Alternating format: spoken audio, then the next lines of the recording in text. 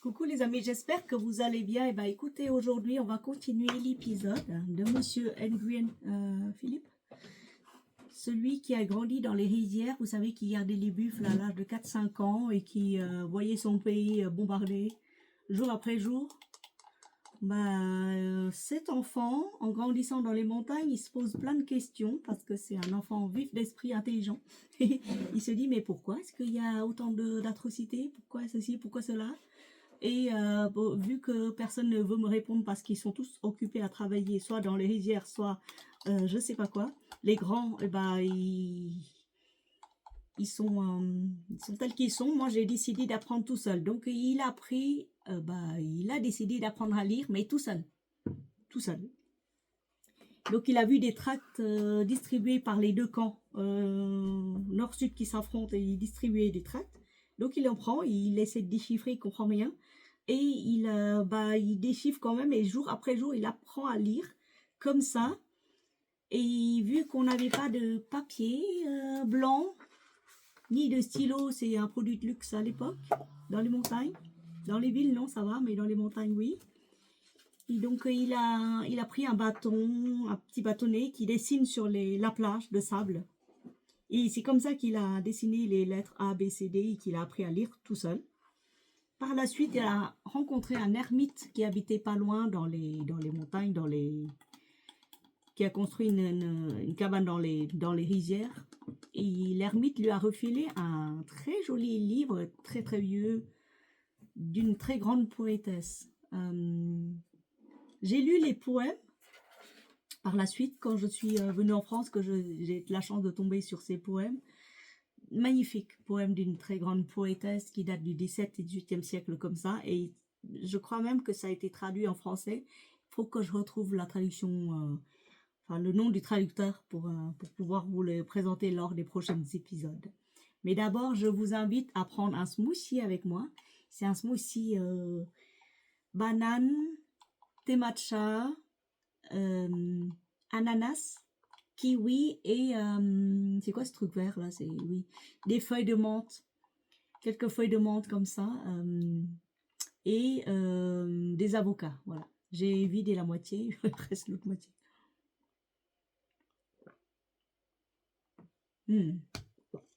Hyper rassasiant, hyper frais. Et en même temps, je voulais vous présenter ce parfum. C'est le parfum que porte ma sœur. Je ne sais pas si vous arrivez à voir. Yves Saint Laurent, rive gauche. Jolie bouteille d'un jus exceptionnel. Alors, je vais vous lire les notes de tête. Alors, Fragrantica. Je travaille en même temps, excusez-moi. Hein, Fragrantica, alors, rive gauche. Gauche. Alors, les accords principaux, aldéhyde, fleurs blanches, boisées, terreau frais, vert rose.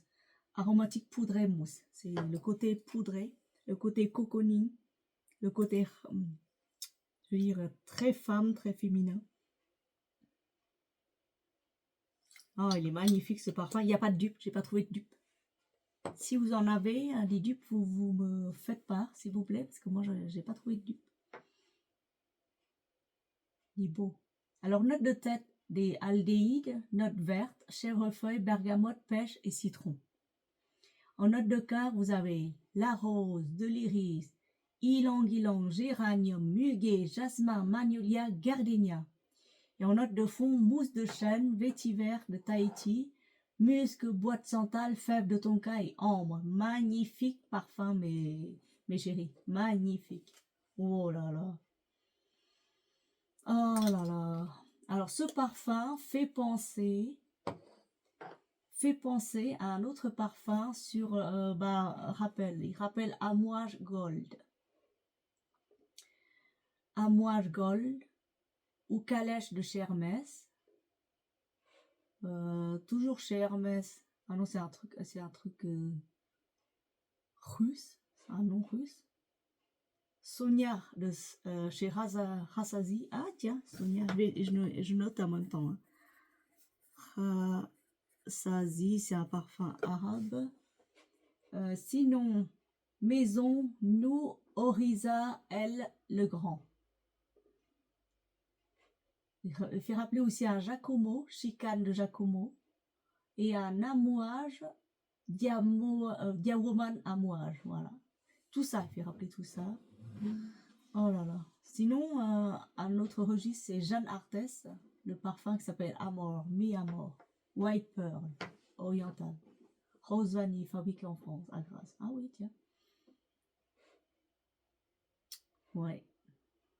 Alors, si vous aimez ce parfum, qui disent, vous devez aimer Chalimar de chez Guerlain. Moi, j'aime pas Chalimar, il a un côté que j'aime pas. Je préfère celui-là.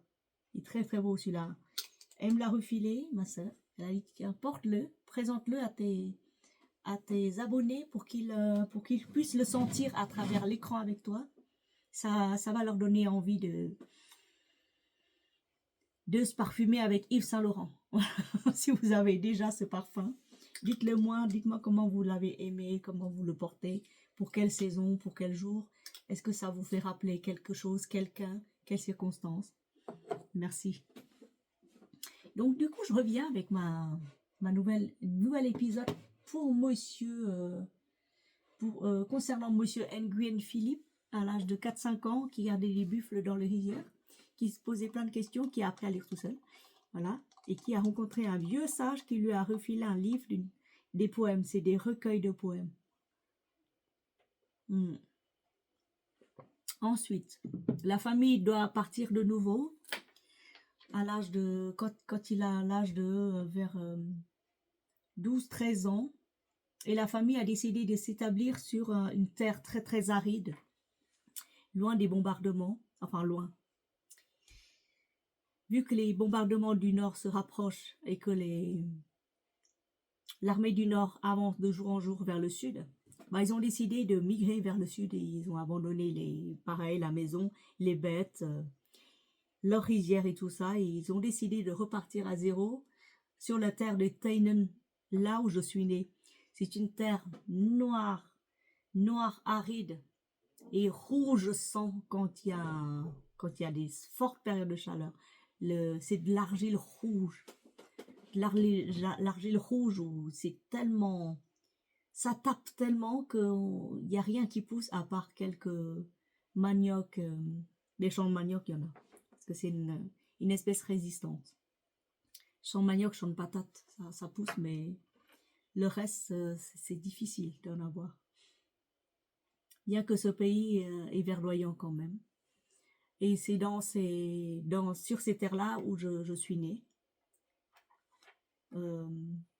C'est la terre aussi qui porte en son sein la religion caodaïste. Le caodaïste a été fondé par un groupe de moines qui se base sur, vous savez, le fameux livre Tao Te Ching de Lao Tzu. Et un grand temple a été construit dédié aux très grands sages qui ont participé à l'amélioration spirituelle, intellectuelle de l'humanité. Je pense même que Victor Hugo a été sanctifié par les taoïstes, par les caodaïstes dans ce temple-là. Je n'en suis pas très sûre, mais si j'ai l'occasion de rentrer au pays, si j'ai l'occasion de mettre les pieds de nouveau sur la terre de mes ancêtres, sur la terre qui m'a vu naître, je vous ferai une vidéo là-dessus, c'est promis. Donc, l'enfant grandit avec ses parents, ils reconstruisent de nouveau une maison, ils sont établis là-bas, ils ont été accueillis par un des frères de son père, qui était établi là depuis bien avant la guerre. La petite guerre, parce qu'il y a des grandes guerres, des petites guerres, des mini-guerres. Donc voilà, ils se sont établis là, et puis ils ont construit leur demeure, leur maison, reconstruit les champs, rebâti le potager, le poulailler, et l'enfant grandit, il veut plus déménager au gré de la guerre. Il veut aller à la capitale. Il se dit maintenant je sais lire et écrire, compter aussi je sais. je vais aller à la capitale, je vais chercher du travail, je vais gagner ma vie là-bas. J'en ai marre de subir des bombardements dans ces régions-là. J'en ai marre. Je m'en vais. Il a demandé l'autorisation de ses parents pour s'en aller, pour partir faire du fric, quoi, de l'argent dans la capitale. C'est comme si vous partez à Paris, que vous avez décidé de tout plaquer. Lui, pareil, il en a marre, il part. Il part à la capitale, il travaille en tant qu'ouvrier dans différentes usines, euh, écrivain à 16 heures, et il atterrit dans une fabrique de pâtisserie, des gâteaux de lune. Alors, vu qu'il connaît le travail depuis tout petit, qui sait alimenter le feu pour que le gâteau ne cuise pas trop et que soit pas trop moelleux non plus, le patron l'a mis d'office là où il doit surveiller la cuisson des gâteaux. Et suite à ça, bon bah, à force, il a les poumons bien pris, bien enflammés, parce qu'à force de respirer l'odeur de fumée, à force de cuire à four chaud comme ça, toute sa vie, il garde encore la faiblesse au niveau des poumons, parce que voilà, c'est quand il fait 50 degrés dehors et qu'il doit cuire encore alimenter des fourneaux, je pense qu'il a sa dose de chaud.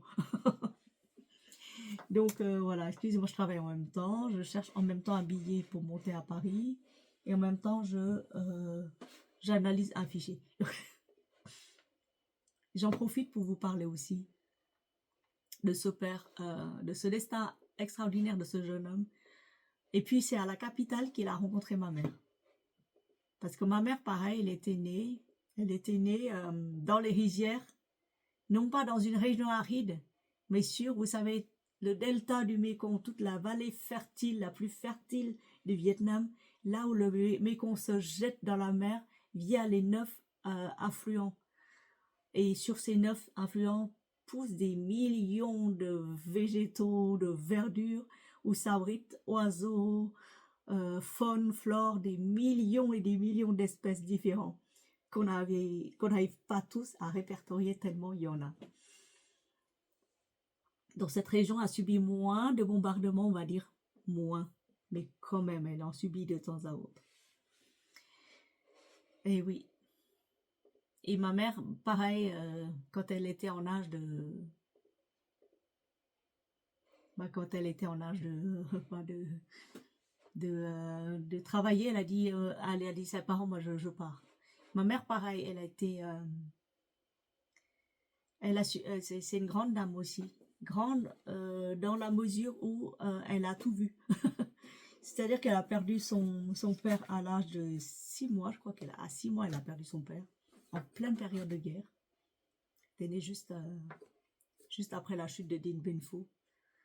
Et son père, un jour, son vrai père, un jour de descente de l'armée française, c'était les Français. C'était les Français qui étaient établis encore en tant que colonialistes.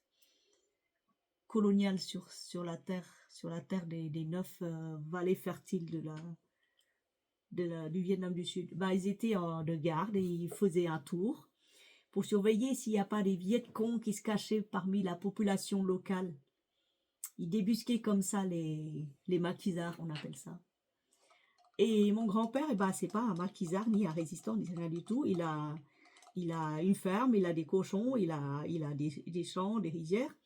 Et il a décidé de rester sur place et non pas de s'enfuir comme toutes les femmes. Parce que les femmes n'ont pas intérêt à rester quand il y a des descentes des Français. Les femmes et les enfants se cachaient. Il y avait toujours une cachette quelque part. Et son père a décidé de rester. Parce qu'il s'est dit, je suis en train de nourrir les cochons, je ne vais pas les laisser comme ça. Je vais pas courir, non, je suis chez moi, je reste. Et donc du coup, il y a une troupe de Français qui l'ont pris pour un Viet Cong et qui l'ont abattu de suite sur place. Ce qui fait qu'elle a été orpheline à l'âge de 6 mois. Son père a laissé une femme avec 3 enfants. Oui. Donc elle a été orpheline. Et pareil, quand elle grandissait, elle voulait plus devenir, elle voulait plus subir toutes ces violences-là. Elle a dit, moi je vais dans la capitale, je vais chercher du boulot. Donc elle est partie à la capitale. Elle a cherché du travail, elle travaillait dans une entreprise. Soit, bah, elle cherchait du boulot partout, hein. Elle a des copines elle a rencontré des copines chinoises. Les patrons étaient des Chinois. Faut savoir que le Vietnam, à l'époque, avant la chute de Saigon, avant 75, était très prospère, une région très prospère. Le Vietnam du Sud est devenu très prospère. Euh, Beaucoup d'investissements qui viennent de l'étranger. Le pays du Sud a été protégé par une armée américaine, plus l'armée locale sur place. Ils protégeaient les assauts du Nord, des communistes. Et en même temps, ils prospéraient dans la...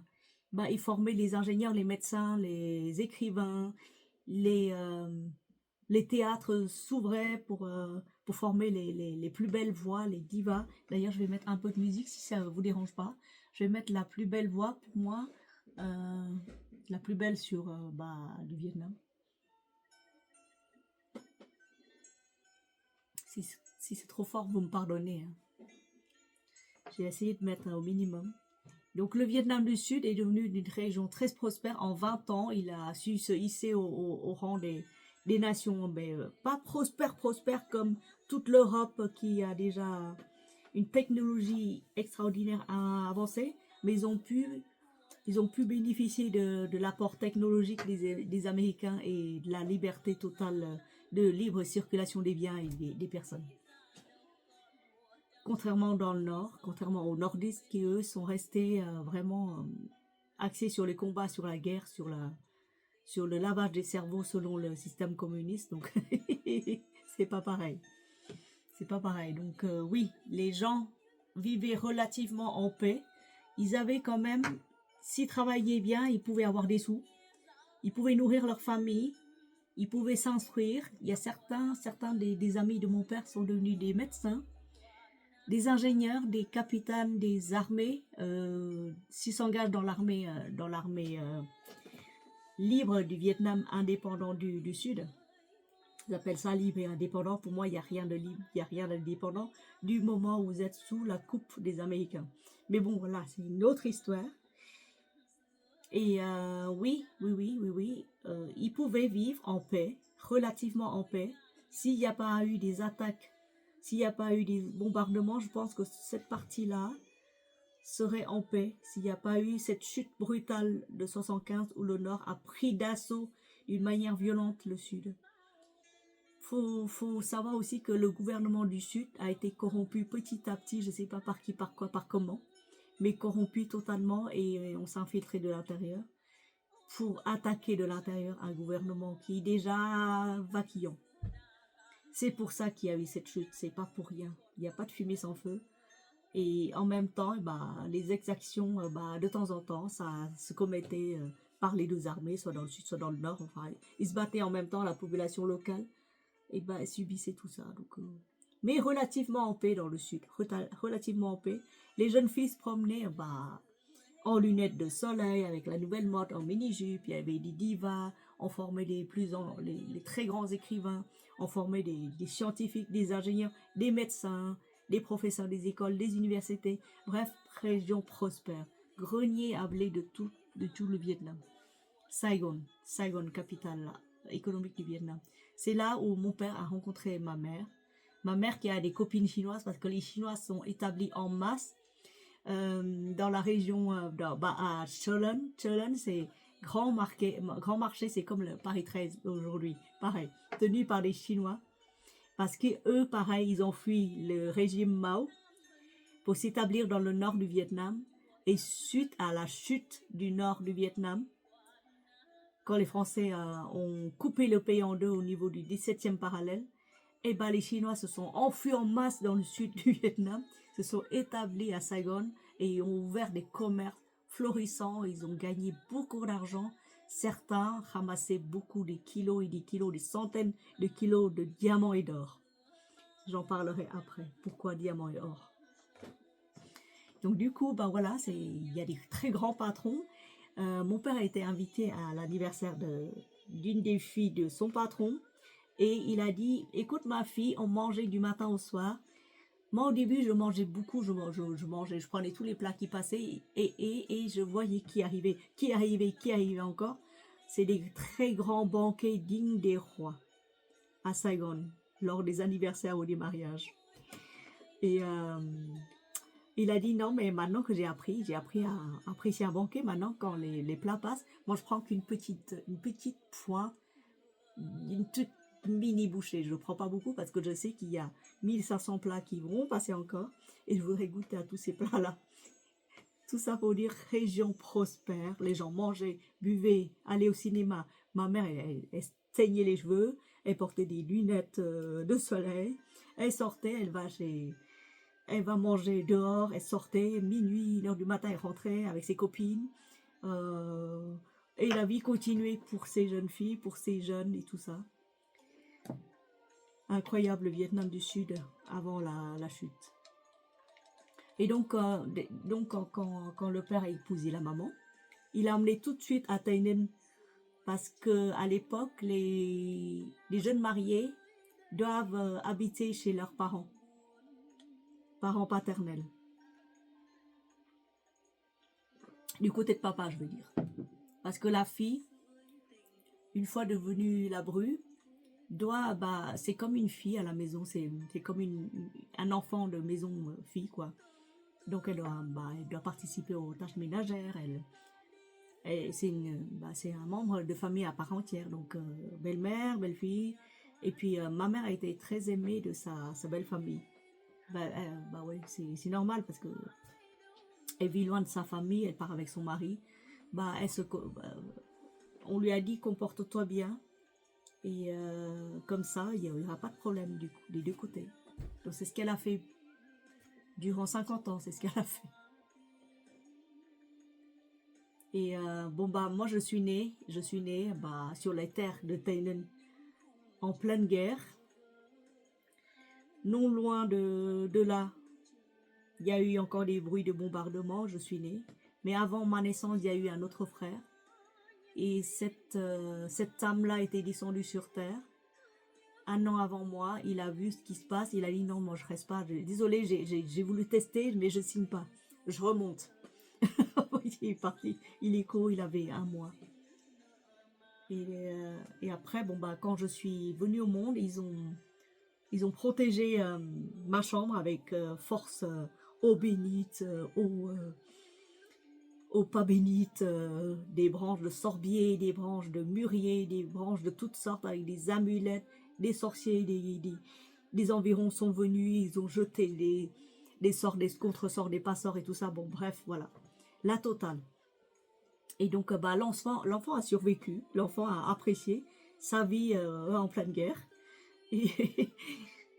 Et ma soeur, ensuite, ma soeur est née 2 ans après moi. Ils ont dit, ah oui, la deuxième, pas de problème, on va pas appeler les sorciers, rien du tout. Vu que la première, on a cru qu'elle allait partir aussi, mais non, mais elle est restée, donc voilà, tranquille.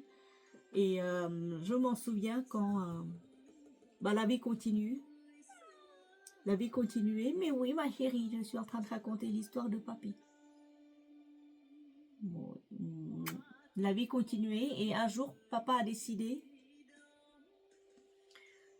à la chute de Saigon, papa a décidé de partir vers la mer. Il a dit non, moi je veux établir en bord de mer. Je ne veux plus rester dans une région aride où il y a encore les traces de bombardement, où les terres sont arides, où je veux partir de là, je m'en aille, je m'en vais. Je pars de là, je prends ma femme, mes filles, je m'en vais. Je m'en vais sur une terre plus verte, plus fertile, accès à la mer, parce que je veux devenir marin. Le monsieur a des idées en tête, je crois, il devait avoir 25 ans à l'époque. Oui, un jeune homme de 25 ans, prend sa femme, ses 2 filles, il part vivre chez un cousin en bordure de mer. Pendant 6 mois, 1 an, après il est devenu marin, il a appris le métier de marin. Il a appris le métier de marin. Il était parti comme ça, valise comme ça, avec peut-être 500 € en poche. Là. Sur place, il a trouvé du travail, s'engage en tant que marin. Il a appris à naviguer. Il a appris la navigation avec un vieux, très vieux marin. Très vieux capitaine qui a un vieux rafiolaté. Et mine de rien, le vieux capitaine lui a appris beaucoup de choses. Il lui a appris à naviguer sans boussole. Juste avec le vent. Juste avec le sens des vagues. Juste avec la nuit des étoiles. Se repérer par rapport à l'étoile du Nord. Selon ça, il faut se repérer par rapport à la senteur de la mer, au gré du vent, au bruit des vagues, à repérer les bandes de poissons qui viennent de très loin, dont lui seul a le secret de percer l'ombre de poissons. Et il lui a appris tout ça, il lui a appris à naviguer pendant des années. Il a navigué avec ce vieux capitaine. Le jour où il est devenu son propre patron avec son propre bateau de pêche, ce jour-là, pendant toute cette période-là, juste après la chute de Saigon, le Vietnam vit dans une période de répression immonde, atroce. Tous les intellectuels sont envoyés dans les camps de concentration. Si vous avez par malheur étudié pendant 1 ou 2 ans après le bac, vous êtes un dissident du gouvernement, donc on va vous envoyer dans les camps, on va vous réapprendre à penser autrement, on va vous réapprendre à réfléchir selon les normes de l'époque, selon les normes du gouvernement en place. Il y a eu des fuites immenses, les gens fuyaient. Dès la chute de Saigon, les gens fuyaient, ils fuyaient par les airs, par la mer, par la terre. Les médecins surtout fuyaient parce qu'ils savent qu'ils ne pourront jamais tenir. Ils n'ont jamais porté plus lourd qu'un stylo. Certains sont de myopes tellement ils ont étudié. Savent que dans les camps de concentration, c'est interdit de porter des lunettes. Produit de luxe. Ne parlons même pas de ce truc-là.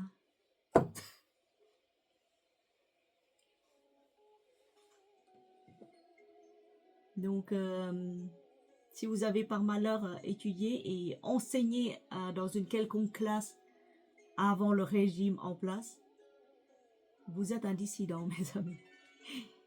Pas de lecture, pas de livre, aucun livre. Et mon père, dans ces conditions-là, a dit « Je peux pas fuir par les mers, là, parce que j'ai pas de bateau, j'ai rien. Je ne sais même pas naviguer. Je vais apprendre le métier de navigateur. Je vais devenir capitaine de mon propre bateau. Je vais d'abord aller de plus en plus vers le large, très très loin vers le large. Je vais apprendre à maîtriser ces vagues, cette mer, cette houle.